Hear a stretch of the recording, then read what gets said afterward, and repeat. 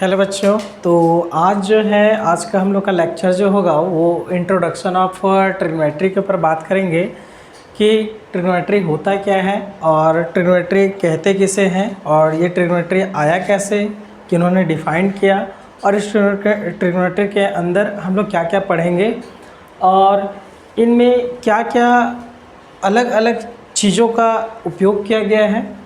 Trigonometry ratios क्या होता है, ट्रिग्नोमेट्री फंक्शंस क्या होता है, ठीक, उनके बारे में भी हम लोग यहाँ पे चर्चा करेंगे बच्चों।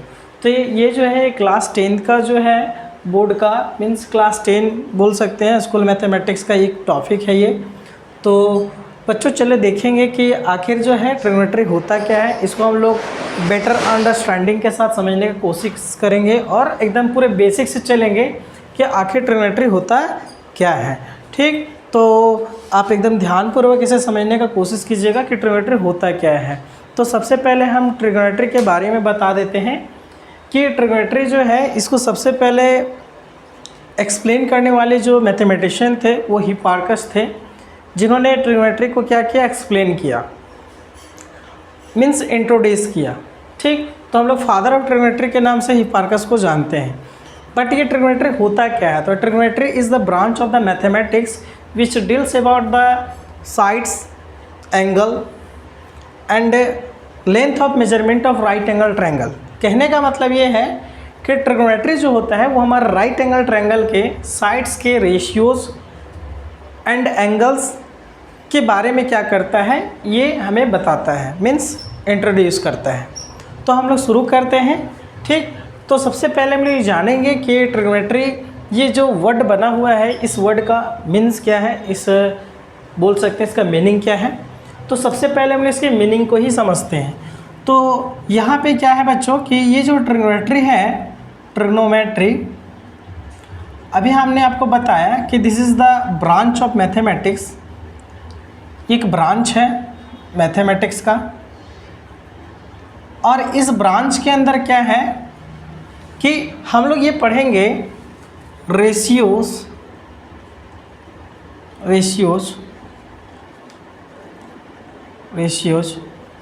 Of sides of right angle triangle.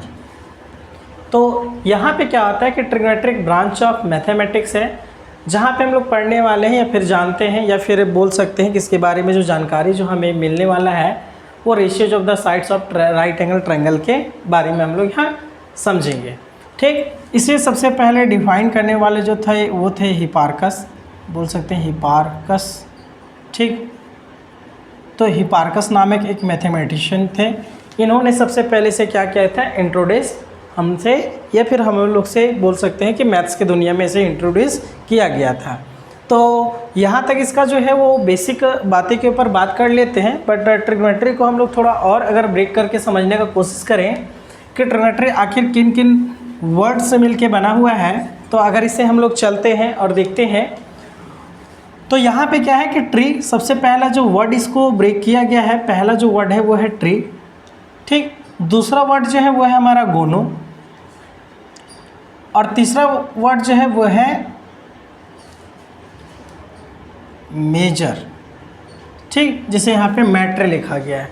ठीक, तो अब अगर यहाँ पे आप हम लिख दें मैट्री, तो ये तीन वर्डों से मिलके क्या है, मीन्स अलग अलग वर्डों से मिलके बना हुआ है।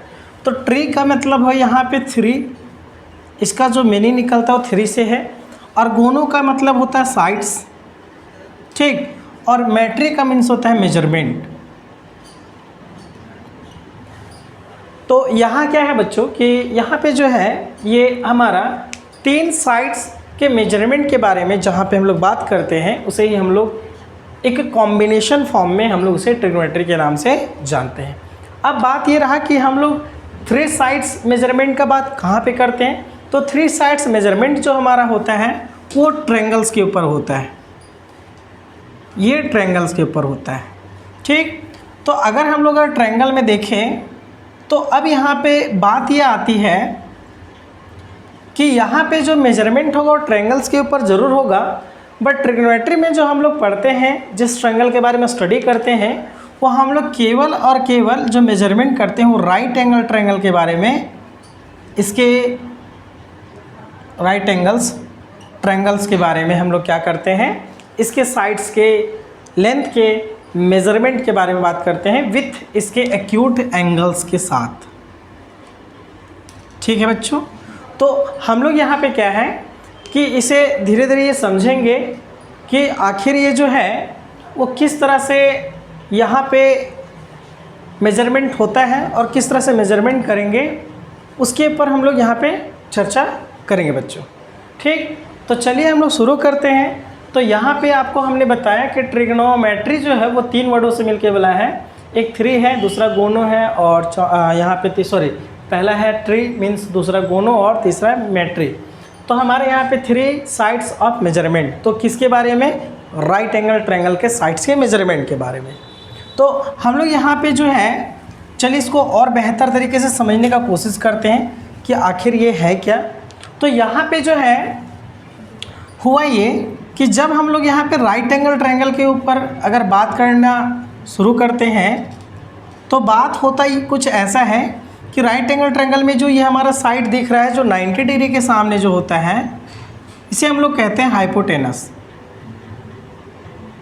हाइपोटेनस के नाम जानते हैं, और इसे स्मॉल h से डिनोट करते हैं।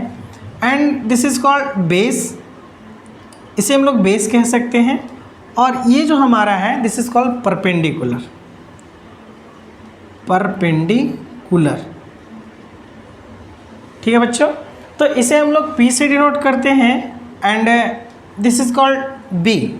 लेकिन यहाँ पे होता ये है कि हमारा हाइपोटेनस जो होता है वो हमेशा फिक्स्ड होता है कि राइट एंगल का सामने का जो साइड होता है this is called hypotenuse, but base और परपेंडिकुलर जो होता है हम लोग का फिक्स्ड नहीं होता है।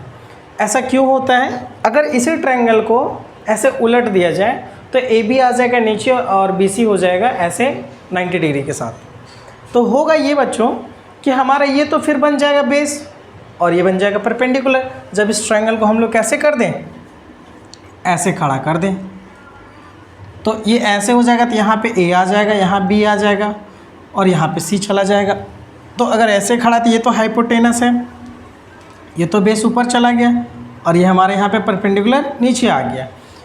तो तब हम क्या कहेंगे कि ये परपेंडिकुलर है कि बेस है। इसका मतलब है कि जब इसके हम मूवमेंट को बदल रहे हैं, मीन्स इसको अगर चेंज करें, रोटेट कर रहे हैं, तो रोटेट करने से हो ये रहा है कि बेस जो बन जा रहा है वो सीधा खड़ा होके 90 डिग्री के साथ हमारा बन जा रहा है क्या, यहाँ पे परपेंडिकुलर, बट इसका नाम हम लोग क्या दे रहे हैं, बेस। तो ऐसे केस में और ये हमारा जो परपेंडिकुलर है वो क्या बन जा रहा है, बेस बन जा रहा है। तो इस तरह के केस में इसको सही से समझने के लिए हम लोग ये काम कर सकते हैं कि अगर यहाँ पे हम पहले ये डिसाइड करेंगे कि किस एंगल के बेसिस पे या किस एंगल के आधार पे हम लोग बात कर रहे हैं। ठीक, अगर हम लोग बात ये करते हैं कि कोई एक्यूट एंगल ट्रायंगल यहाँ पे मीन्स अगर कोई थीटा एंगल अगर हमारा सी पे बनता है तो उसके अकॉर्डिंग एंगल के अकॉर्डिंग हमारा परपेंडिकुलर और बेस हमारा बदलता है। ठीक है बच्चों, कहने का ये मतलब है कि अगर हम कोई 90 डिग्री का एंगल को छोड़ के अगर कोई एंगल हम या तो सी या तो ए के ऊपर अगर हम एक्यूट एंगल को रिप्रेजेंट कर देते हैं या किसी एक पॉइंट ऑफ रेफरेंस वाला एंगल ले लेते हैं, तो इस पॉइंट ऑफ रेफरेंस वाले एंगल के जस्ट सामने वाले एंगल को हम लोग बोल सकते हैं कि वो परपेंडिकुलर होता है। और जिस एंगल ये जो जिस बेस के साथ ये एंगल बनेगा, मीन्स ये एंगल जिस साइड के साथ ये मेजर किया जाएगा वो साइड हमारा बेस हो जाएगा। ठीक बच्चों, अगर यही एंगल यहाँ पे होता तो ये हमारा परपेंडिकुलर वाला जो साइड होता वो हमारा बेस बन जाता है। कहने का मतलब अगर ये वाला फिगर में अगर यहाँ पर A है, यहाँ B है और यहाँ C है, अगर यहाँ पे हम लोग थीटा अगर मेजरमेंट कर दें तो ये जो हाइपोटेनस जैसा था वैसा ही रह जाएगा, बट ये थीटा के सामने वाला जो साइड हो जाएगा ये हम लोग का हो जाएगा परपेंडिकुलर और ये हो जाएगा बच्चों बेस। मेरा कहने का मतलब ये है, मीन्स दो प्रकार का केस यहाँ पे जनरेट हो रहा है। ये केस फर्स्ट जनरेट हो जा रहा है and this is called case 2 generate हो जा रहा है।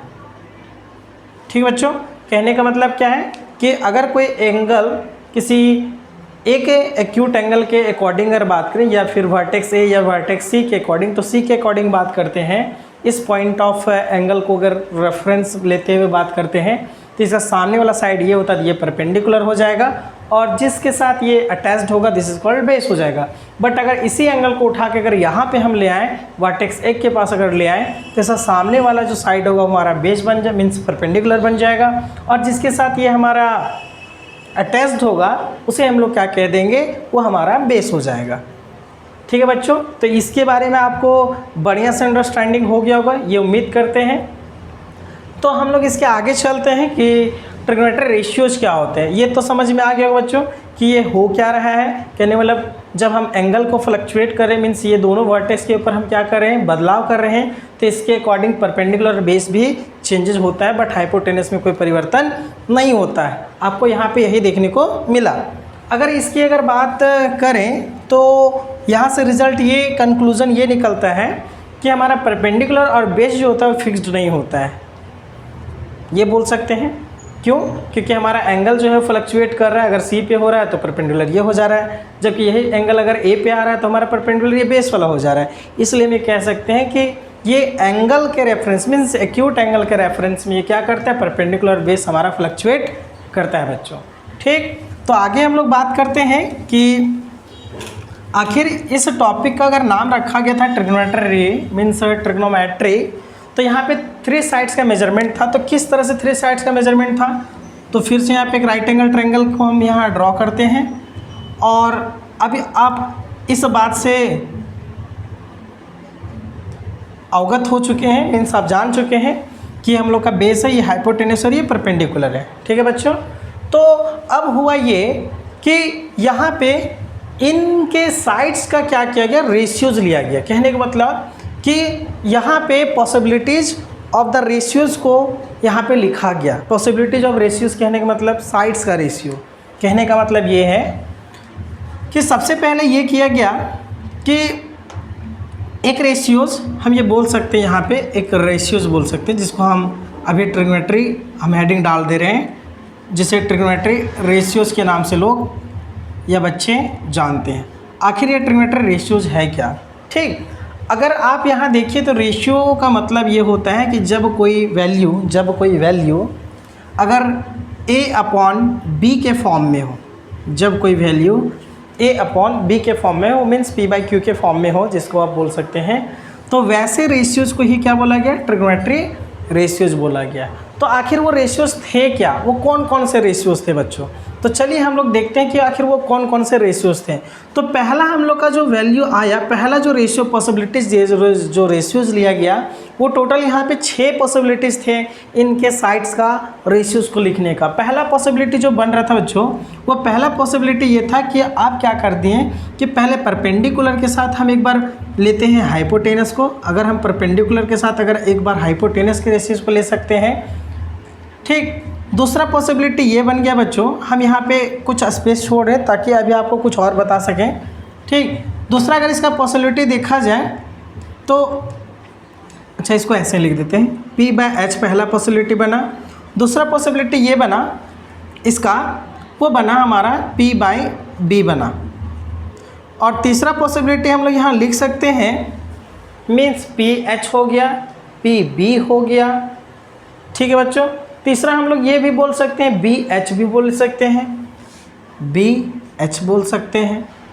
उसी प्रकार अगर हम नेक्स्ट अगर फोर्थ पॉसिबिलिटी का बात करें तो यहाँ पे जस्ट इसका उल्टा ले सकते हैं, H/P ले सकते हैं, H/P ले सकते हैं। फिफ्थ प्रॉपर्टी ये हो सकता है, H/B हो सकता है।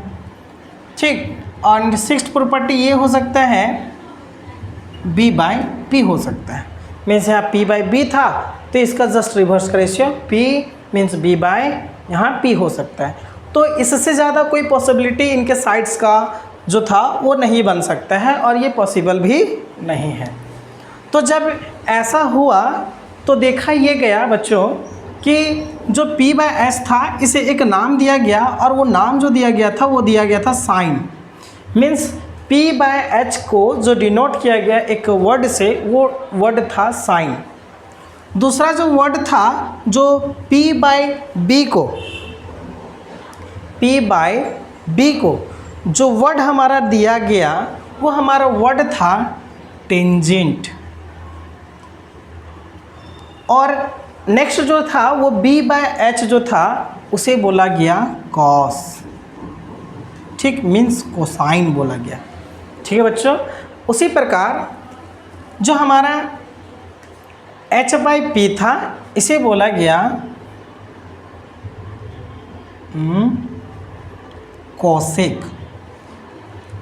ठीक है बच्चों, फिर हमारा जो है, सॉरी यहाँ पे रिपीटेबल हो गया है, यहाँ पे H बाई P दो बार हो गया, तो यहाँ पे हो गया P by H, P by B, ठीक, फिर हो गया B बाय H, नेक्स्ट हो जाएगा यहाँ पे H बाई P और ये H बाई B, तो एक जो वैल्यू छूट गया है यहाँ पे होना चाहिए था